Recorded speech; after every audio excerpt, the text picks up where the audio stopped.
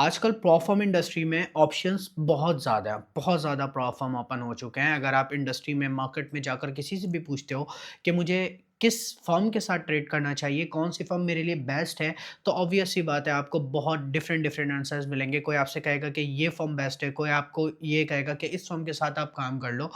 But honestly हम इस video के अंदर सारे नॉइज़ को साइड में रखकर फंडेड ट्रेडर मार्केट के बारे में बात करेंगे और मैं इस फर्म के बारे में क्यों बात कर रहा हूँ।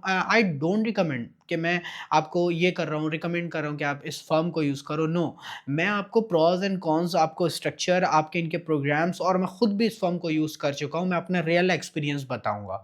सिर्फ मैं आंख बंद करके आपको रिकमेंड नहीं करूंगा, मैं अपना डैशबोर्ड दिखाऊंगा। मैं आपको बताऊंगा कि इस फर्म के साथ काम करने के क्या फ़ायदे हैं जो मुझे हुए हैं, क्या नुकसानात हैं जो हो सकते हैं।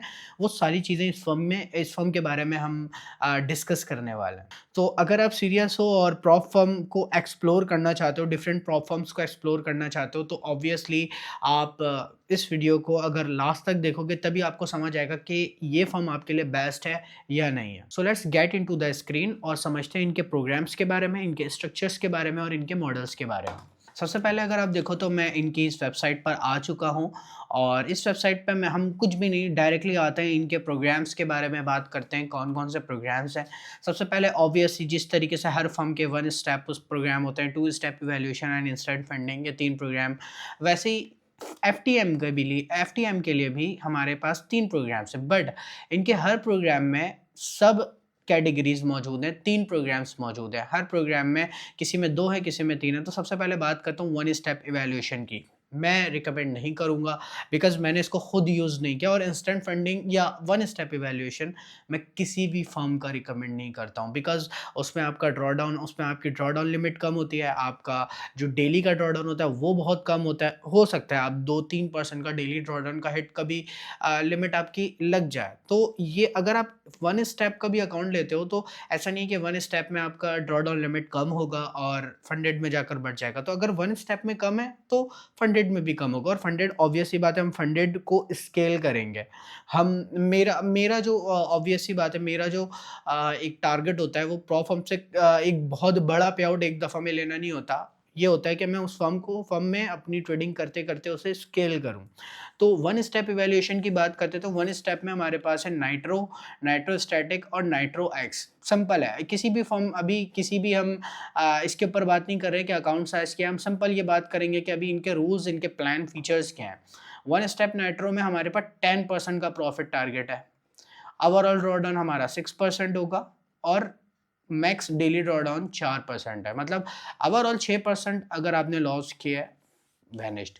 उसके अलावा कंसिस्टेंसी स्कोर भी है इसमें, और आपका इवैल्यूएशन फेज़ और आपका फंडेड फेज़ दोनों में आपकी कंसिस्टेंसी स्कोर है। दैट्स व्हाई मैं 1 स्टेप इवैल्यूएशन रिकमेंड नहीं करता बिकॉज़ ड्रॉडाउन लिमिट भी कम है। फिर कंसिस्टेंसी स्कोर मेंटेन करना ऑब्वियसली बहुत ज़्यादा हेक्टिक होता है, ये सारी चीज़ें देखना। तो 1 स्टेप नाइट्रो में अगर आप यहाँ पर आओ तो यहाँ पर 8%, फिर अगेन 6%, 3% है। फिर अगर कंसिस्टेंसी स्कोर की बात करें तो इवैल्यूएशन फेज़ में कंसिस्टेंसी स्कोर नहीं है, बट फंडेड फेज़ में कंसिस्टेंसी स्कोर है। फिर floating limit of evaluation stage में भी है और फंडेड स्टेज में भी है। अब ये फ्लोटिंग लिमिट क्या होती है? इस फ्लोटिंग लिमिट का मतलब है 1% की फ्लोटिंग लिमिट आपको ये फर्म देती है। अगर आप यहाँ पर देखो, the floating loss limit for 1 step nitrostatic account is the challenge phase is 1% of the account size. मतलब अगर आप ट्रेड ले रहे हो, आपने 0.5, 0.5% के 2 ट्रेड ले लिए और दोनों फ्लोटिंग लिमिट, मतलब ये है कि अगर 1% का ओवरऑल फ्लोटिंग जो लॉस आपका अभी अकाउंट में चल रहा है, जो कि अभी अनरियलाइज़्ड है, लॉस की बात कर रहा हूँ। अगर वो 1% से एक्सीड करता है, तो फिर इसमें आपका अकाउंट ब्रीच तो नहीं होगा, बट आपका जो ये फर्म जो आपके साथ करती है, वो ये करती है कि आपका जो पे आउट स्प्लिट होता है, वो कम होता चला जाता है। अगर आपने पहली दफ़ा वायलेशन करी, आपका फ्लोटिंग लिमिट 1% से ऊपर गया, तो आपका जो पे आउट स्प्लिट होगा वो आ जाएगा 60%, 50%, देन 40-20 परमानेंट हो जाएगा। जिस तरीके से आप वॉल्यूशन करते चले जाओगे वो इस बढ़ता चला जाएगा। सो दैट्स व्हाई अगर आप इस वाले फेज़ पर हो, अगर आप इंस्टेंट फंडिंग अकाउंट ले रहे हो तो इंस्टेंट फंडिंग अकाउंट में ये ध्यान में रखना कि ड्रॉ डाउन लिमिट कम होती है, और मैं रिकमेंड भी नहीं करता। 1 स्टेप नाइट्रो में भी 6% और ओवरऑल सिर्फ 3% है। बहुत कोई बड़े प्रो लेवल का बंदा है तो वो ट्रेड कर सकता है, भाई लिटरली मैं नहीं करूँगा इसको ट्रेड, बिकॉज़ एटलीस्ट 3% हो सकता है ओवरऑल ड्रॉ डाउन में मैं चले जाऊँ। ओवरऑल ड्रॉ डाउन में अगर मैं 3% चले गया तो इसका मतलब ये है कि मैं अकाउंट लॉस कर दूँगा। बट ये है कि प्राइसिंग थोड़ी कम है, 25 के $59 में आपको मिल रहा है। बट अगर आप यहाँ पर देखो तो प्रोफर्म पैसे ऐसे ही बनाती है कि या तो आपकी प्राइस कम रखेगी और उसके जो रूल्स हैं वो हार्ड कर देगी, या रूल्स को आसान करके प्राइस ज़्यादा कर देगी। तो इस तरीके से अब यहाँ पर अगर आप देखो तो एक बड़ा अकाउंट है, प्राइस कम है बट रूल्स हार्ड है। तो फर्म ऐसे ही चलती है, हर फर्म का एक अपना बिजनेस मॉडल होता है। बट अभी मैं इसकी भी बात नहीं कर रहा कि आपको वन स्टेप अगेन आपको नहीं लेना चाहिए, जो भी इसके अंदर है वो मैंने आपको बता दिया है।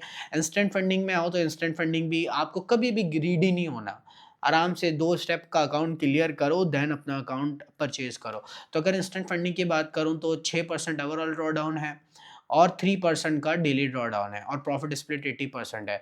अब इसमें कंसिस्टेंसी स्कोर है और फ्लोटिंग लिमिट भी है। तो कंसिस्टेंसी स्कोर होता है इसके अंदर, फिर आपको एक 45% का रूल जो होता है उसके अंदर आपको अपनी कंसिस्टेंसी स्कोर मेंटेन रखनी पड़ती है। तो दैट्स व्हाई यहाँ पर भी मैं इंस्टेंट फंडिंग रिकमेंड नहीं करूँगा, बिकॉज़ ग्रीडी जहाँ पर भी हो गए वहाँ पर यार ये इश्यूज़ आता है।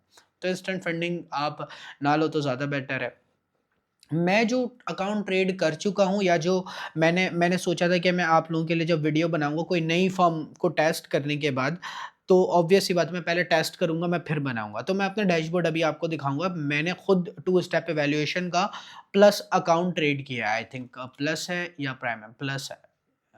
यस, प्लस अकाउंट ट्रेड किया है। अच्छा, 2 स्टेप इवैल्यूएशन में मैंने 2 स्टेप प्लस अकाउंट क्यों लिया, 2 स्टेप प्राइम अकाउंट क्यों नहीं लिया?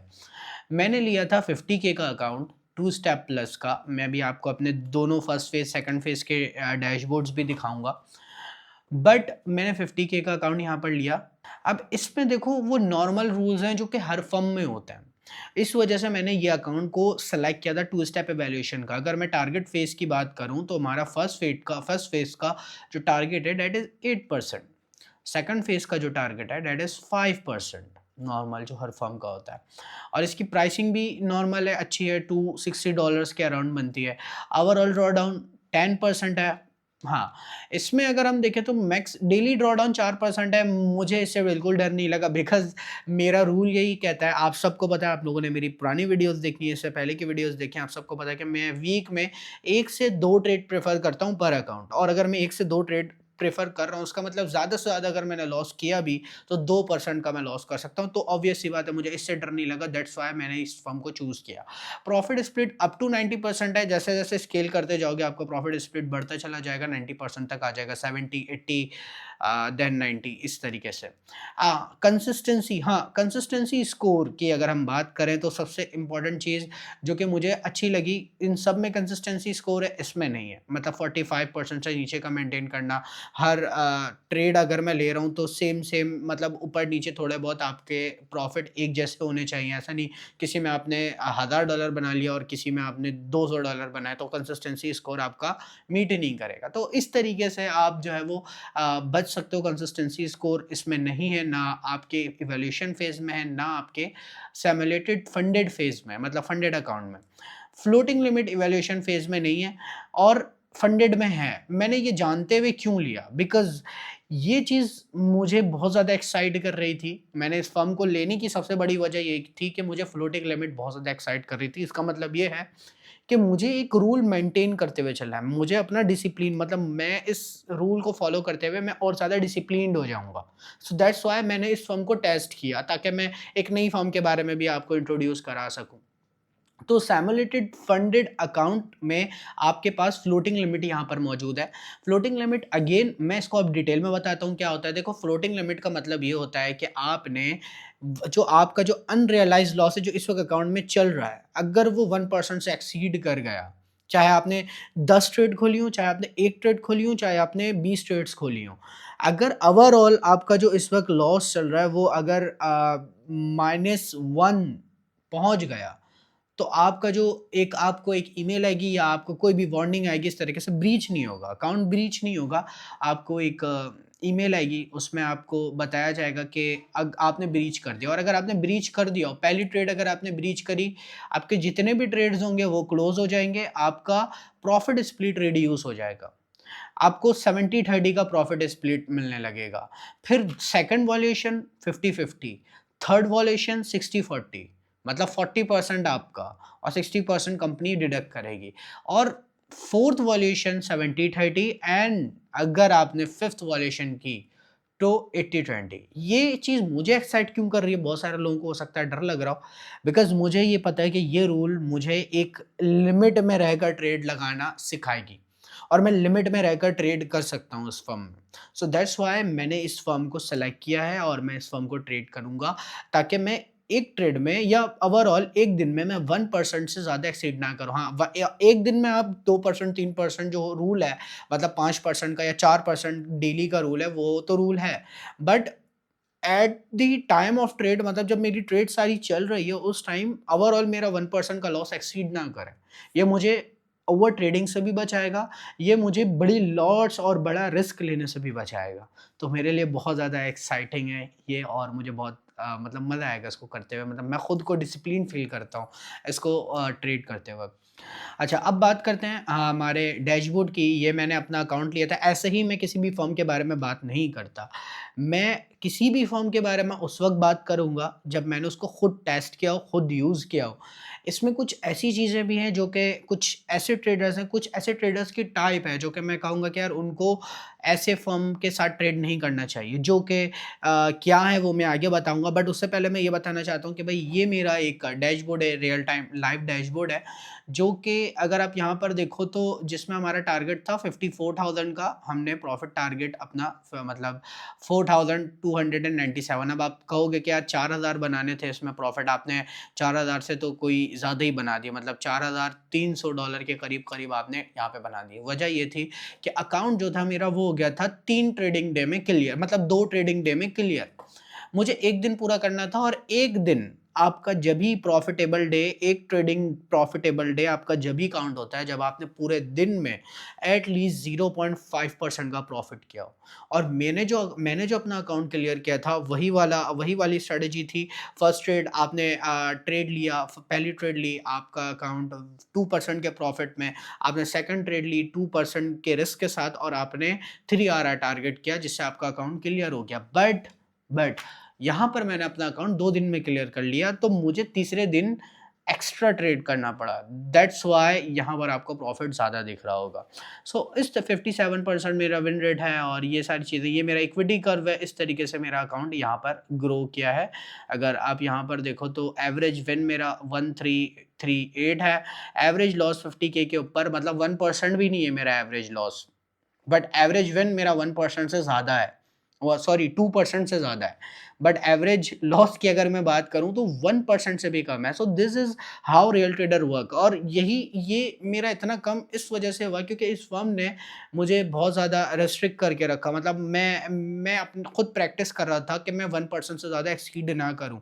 हालाँकि इवैल्यूएशन फेज़ में इनका फ्लोटिंग लिमिट वाला रूल नहीं है, बट मैंने कोशिश किया कि मैं उसको मेंटेन करते हुए चलूँ, ताकि जब मैं अपने फंडेड स्टेज पर आऊँ तो मुझे उसकी आदत पड़ जाए।